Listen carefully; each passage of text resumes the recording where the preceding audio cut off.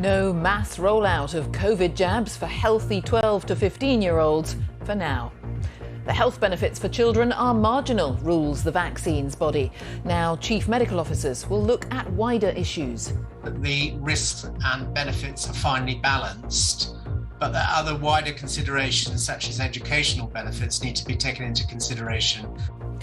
But an extra 200,000 vulnerable children will be eligible. Also tonight, fear and desperation. British soldiers tell us about the chaos they witnessed during the Kabul evacuations.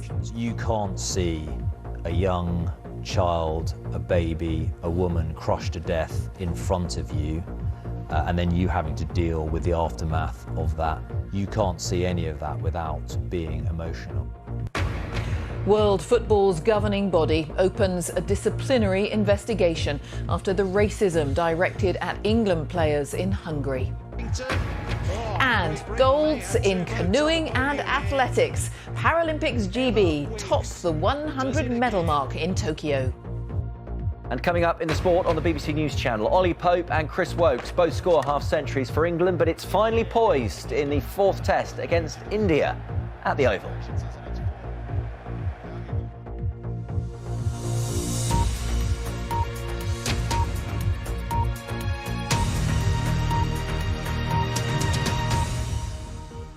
Hello, good evening. The UK's Vaccines Advisory Body has said it can't recommend vaccinating healthy 12 to 15-year-olds against COVID-19 on health grounds alone. It says children are at such low risk from the virus that jabs would offer only marginal benefit. But the JCVI, the Joint Committee on Vaccination and Immunisation, said the government should consider wider issues like disruption to schools. The Health Secretary Sajid Javid has now asked the chief medical officers in all 4 nations to look at whether those considerations tip the balance. Here's our medical editor, Fergus Walsh. From France to the United States and Israel, many wealthy nations are already immunising all 12 to 15-year-olds, not the UK. The scientists who advise government on immunisation, the JCVI, today said a further 200,000 young teens with heart, lung and liver conditions thought to be vulnerable to COVID would now be asked to have the vaccine, but it would not recommend the jab for healthy 12 to 15-year-olds. Whilst the benefits marginally outweigh the risks, the risk of heart inflammation is still uncertain, and we want to see what wider societal and educational benefits there are to children before recommending universal vaccination.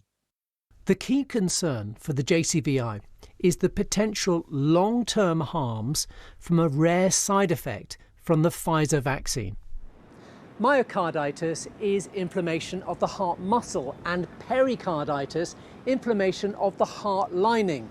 Data from the United States shows that for every 1 million boys fully immunised with the Pfizer vaccine, there were around 60 cases of heart inflammation. Among girls, it was much lower, with around 8 cases per million. Symptoms include chest pain, shortness of breath and palpitations.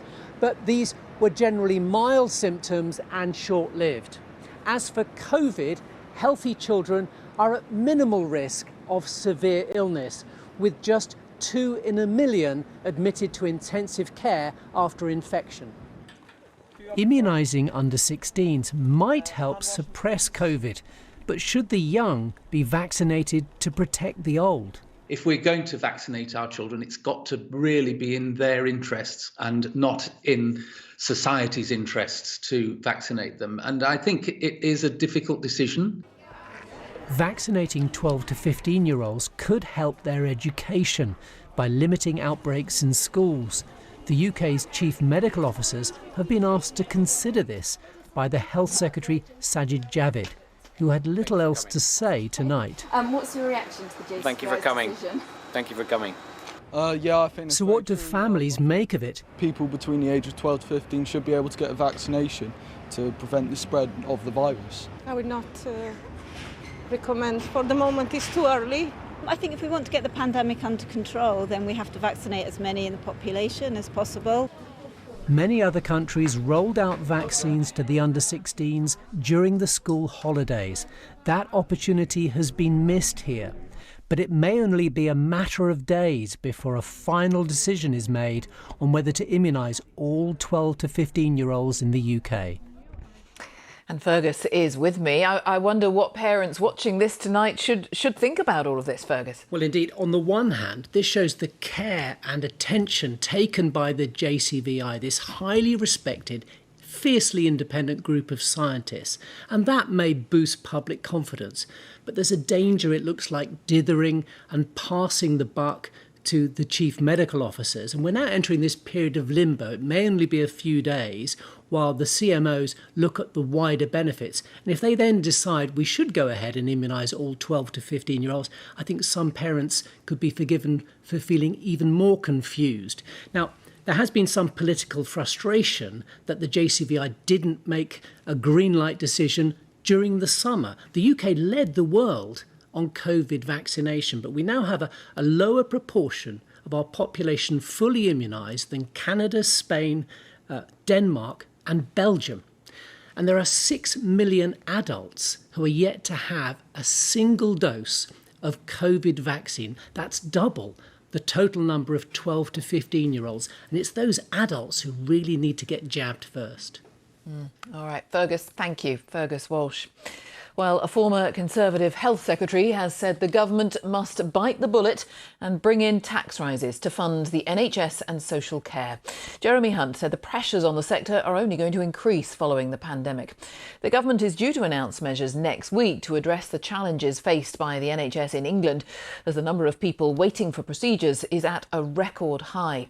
Our health editor Hugh Pym reports. I'm not half the man I was. Compared to what I could do, I'm nowhere near the guy. Wayne from Derbyshire has had a painful and sometimes traumatic wait for treatment for gallstones.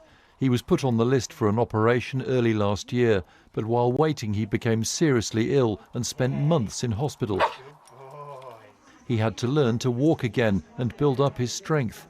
Welcome home. And he was discharged from hospital in February. I should have been dealt with far sooner and this wouldn't have happened. Being bitter's not going to solve this. Solving it would be putting an end, so going forward these queues are, these waiting lists are reduced. So what are the solutions? Major North London hospitals, including this one, are working together to send patients to specialist centres. Here it's orthopaedic surgery. They're doing more operations than before the pandemic and are bringing in some who've had long waits.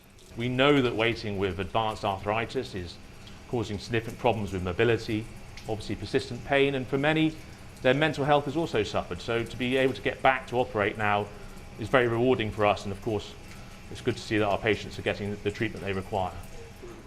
William checks up on Margaret after her hip replacement. It was postponed because of the pandemic. It's been quite tough, but I'm glad I've had it done now. The time has gone so quick. I'm glad I've had it done now, so I can be comfortable and not in no pain no more. This is a brand new hospital facility and they're working with partners across the local community to try to reduce waiting lists. The question is, will the NHS in some other areas be able to do the same? There's been extra NHS funding for this initiative. That's been welcomed by hospital leaders, though they say cutting the backlog will be a huge task. It's going to be massive workload, need a great deal of investment to do it, and that's at every level. We've got to train more surgeons, train more anaesthetists, train more theatre staff, but above all we need to be efficient. So when we've got these facilities, we really have to use them. We have to use them every day of the week. You just come out of hospital a month before that, didn't you? One of the hospitals which treated Wayne said there was progress tackling the backlog, but it was understood that long waits were distressing for patients. Wayne has now been contacted about further checks, but there's still no date for his op. Hugh Pym, BBC News. Well, as well as dealing with the NHS backlog, the government is also looking at how to reform and pay for the social care system in England. It's hoping to set out plans soon. Let's talk to our political correspondent Ian Watson at Westminster. I mean, this is a topic that successive governments have really struggled with, Ian. Is Boris Johnson struggling similarly? Well, Jane, 2 years ago, standing in the steps of Downing Street when Boris Johnson became Prime Minister, he pledged to fix the crisis in social care in England once and for all. But yes, he could be finding it's easier said than done, because he may have to break an election promise to do so. And here's his difficulty. Unlike with the health service in England, access to social care isn't just based on need, but also based on ability to pay. So people with savings just above £23,000 a year are at risk of having to sell their own home in order to pay for a care home. Now, the Conservative manifesto says it will do away with all that, but it is mightily expensive. So another election promise, not to raise national insurance rates, may have to be junked to find the cash. Now, no final decision's been taken, but that is the leading option. And some in Boris Johnson's own party don't like the idea. One minister said to me, it is ludicrous, because if you're retired, you don't pay national insurance, but you do stand to benefit from any reduction in social care costs. So pretty soon, Boris Johnson, like successive governments, might find that any potential solution brings forward a new political problem. Ian, thank you. Ian Watson. Now, the latest UK coronavirus figures show that there were just over 42,000 new infections recorded in the latest 24-hour period, which means an average of 34,312 per day in the last week. The figures also show there were more than 7,500 people in hospital being treated for coronavirus yesterday, and 121 deaths were reported in the latest 24-hour period. That's someone who's died within 28 days of a positive COVID test. And it takes the average deaths per day to 114 over the last week. In terms of the vaccination programme, more than 88% of people over the age of 16 have had their first jab, and more than 79% of people over the age of 16 have had both doses. The Foreign Secretary Dominic Raab says the UK and Pakistan have a shared interest in securing a stable and peaceful future in Afghanistan. Mr Raab has visited the border between the two countries and announced help for areas expecting an influx of refugees. But he said aid inside Afghanistan would be given only to charities, not directly to the Taliban. Our Afghanistan correspondent, Sekunda Kamani, along with cameraman Malik Mudassir, report from Kabul. Side by side, Taliban fighters and local residents. This is Friday prayers in Kabul. A cleric from the group tells the congregation their jihad is changing from a military campaign to one ridding society of corruption. They're still yet to establish a new government, but an announcement is expected soon. What we want the new government to do is tackle poverty and unemployment. Whenever they announce it, people will be able to properly get back to work and the economy will improve. The most important is peace, prosperity, second, and Emirat Islami must try to consolidate and make the unity between the Afghan nations. Already, the face of this city is changing under the influence of its new rulers. For years, these blast walls, painted over with bright and inspiring murals, had been a colourful feature in Kabul. Now you can see women's faces have been blacked out, and the Taliban have told decorators to paint over all of this, replacing it with these black and white slogans. This one reads, "The blood of the martyrs has washed away the occupation." A glimpse of what the new Afghanistan is going to look like. Close by, this beautician shop has also been ordered to paint over its signage. Despite Taliban assurances women will be allowed to work, many fear they'll be erased from public life. This morning in Kabul, a protest by female activists demanding equal rights. Earlier this week, Taliban leaders said women wouldn't be given senior roles in the new government. Throughout decades of war, women have suffered a lot, mentally and physically. After a lot of effort, they managed to create a space for themselves and achieve some equality and justice while retaining their Islamic identity. If we lose all this, it will have a very negative impact on Afghanistan. Some aren't waiting to find out what the new government will look like. These Afghans are stuck at the border with Pakistan. The UK's Foreign Secretary, who's been visiting Pakistan, told the BBC He wanted the Taliban to live up to promises to allow those Afghans eligible to leave the country to do so. What's important for the UK and all of our partners, whether it's in the EU, the US, but also in the region, including Pakistan, is to try and exercise the maximum moderating influence on the Taliban. So whether it's safe passage, whether it's no safe haven for terrorism, we need to send a clear message. Afghanistan is changing fast and will change even more in the coming days. But no one's yet clear what exactly the future will look like. Sikandar Kamani, BBC News, Kabul. The senior British commander on the ground in Kabul has been speaking for the first time about the evacuation operation. The last of the 1,000 British troops returned home at the weekend after helping to rescue more than 15,000 people. Brigadier James Martin says his troops did their duty in the midst of the most harrowing scenes. He's been talking to our defence correspondent, Jonathan Beale. This is what British troops faced soon after they landed in the cauldron of Kabul airport. The desperation of thousands of people trying to flee a country, now under Taliban control.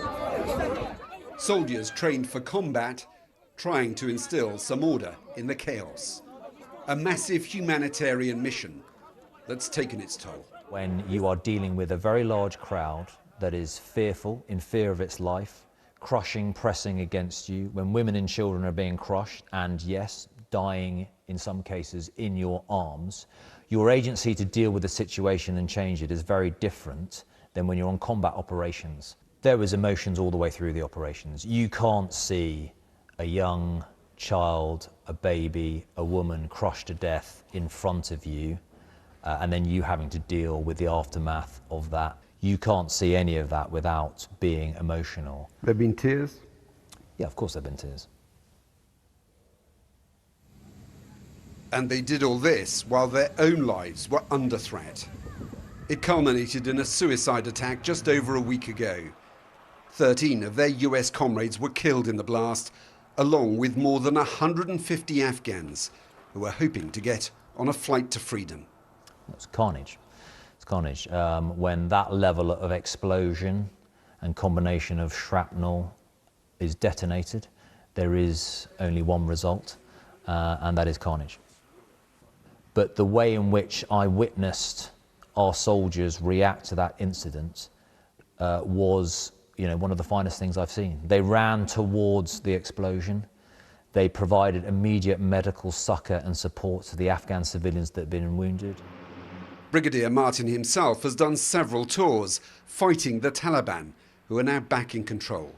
So the question, was it worth it? What price 20 years of freedom for those people? What price no terrorist attacks emanating from Afghanistan? So, I put the ball back in your court. Is that worth it? In the end, they helped rescue more than 15,000 people.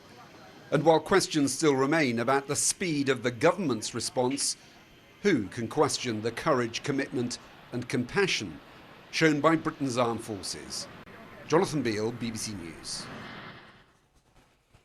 Police in New Zealand have shot dead a man who stabbed and wounded 6 people, 3 of them critically, in a supermarket in Auckland. The Prime Minister, Jacinda Ardern, described the stabbings as terrorism. The man had been under 24-hour police surveillance as a known supporter of Islamic State. His attack lasted 60 seconds before officers opened fire. Our correspondent, Shaima Khalil, sent this report. There's someone here with a knife badge. He's got a knife. Panic and chaos at the Countdown supermarket in Auckland. Oh no! Oh. Confused shoppers and an attacker on a stabbing rampage. Then this. As people tried to flee, the police shot him within 60 seconds of the attack. He stabbed this woman when she came out. I was going in. I went down to the other end. There was an old gentleman, European man, lying on the ground. The man, who has not been named, reportedly took a large knife from a display cabinet in the supermarket and stabbed 6 people. 3 are in critical condition. The Prime Minister, Jacinda Ardern, said he was inspired by the terror group so-called Islamic State. The attacker had been under round-the-clock monitoring due to concerns about his ideology.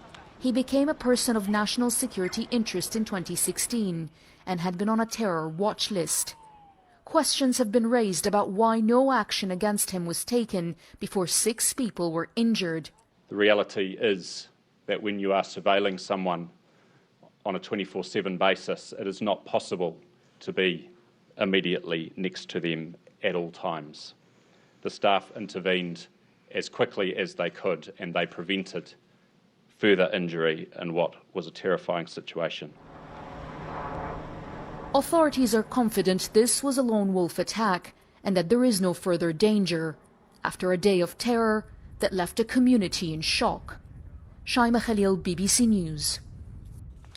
World football's governing body, FIFA, has opened disciplinary proceedings after a number of England players were subjected to racist abuse during last night's World Cup qualifying game against Hungary in Budapest.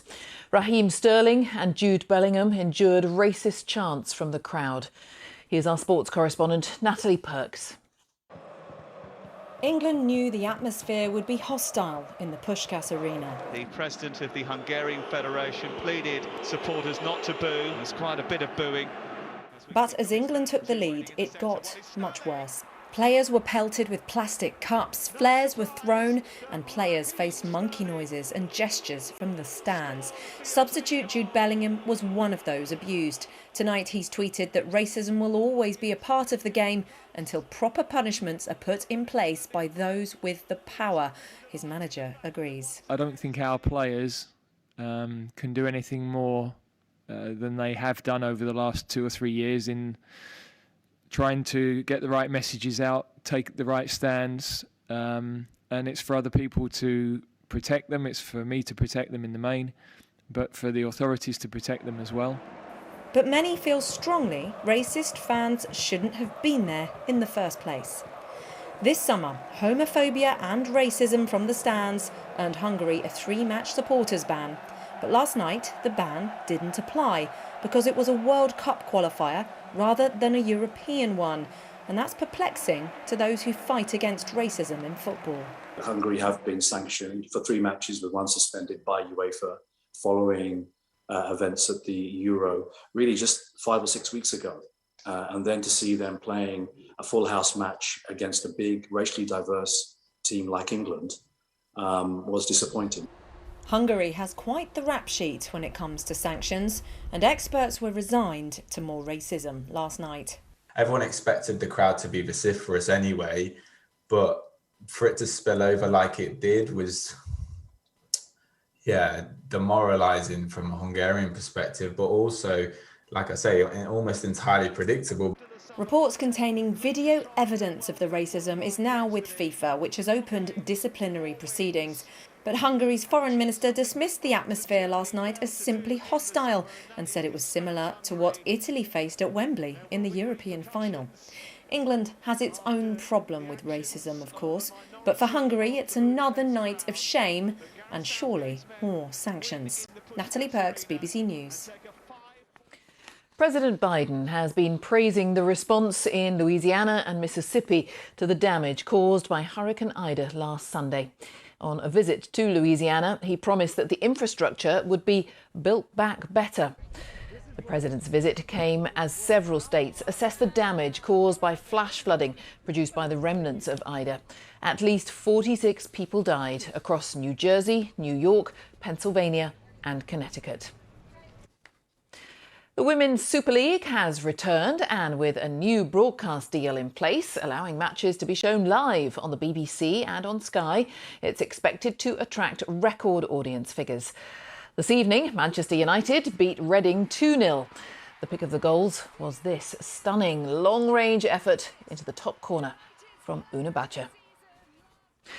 Cricket and the 4th test between England and India at the Oval is finally balanced at the end of the second day after England built a first innings lead of 99. Ollie Pope scored 81 on his return to the side, while Chris Wokes made 50. India are at 43 without loss in their second innings, still trailing by 56 runs. There was a hat-trick of gold medals for Great Britain on day 10 of the Paralympics, with success in athletics and canoeing. The team has also won a clutch of silvers and bronzes. Our sports correspondent Andy Swiss has been watching the competition in Tokyo. Celebrations don't get much soggier.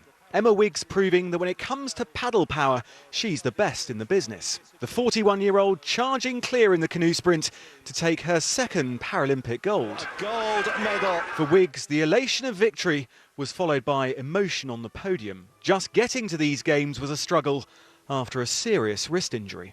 To be honest, Andy, was probably the first time in my life that I'd really felt disabled. And that was 20 years after becoming disabled. So it was probably a bit of a rock bottom moment. And now we sit here today with this.